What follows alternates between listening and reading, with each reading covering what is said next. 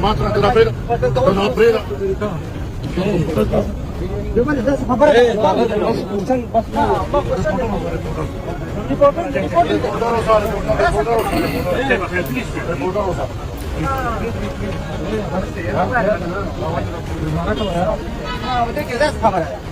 وای په کمزوري ورخ اوبه هم ماتېږي.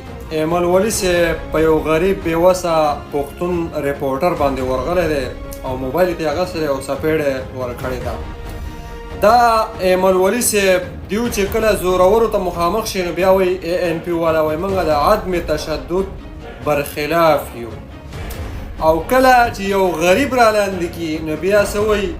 بیا وایي بیا ورته د ولي خان هغه مثال ورکوي وایي کږې خولې په سوک سمیږي. نو بالکل تاسو د عدم تشدد خلاف هم یې په هغه ځای کې چې جرنل صاحب بیا د عدم تشدد خلاف یې، او دلته چې یو غریب وي نو بیا وایي کږه خوله په سوک سمیږي، بیا ورله د ولي خان هغه مثالونه ورکوئ.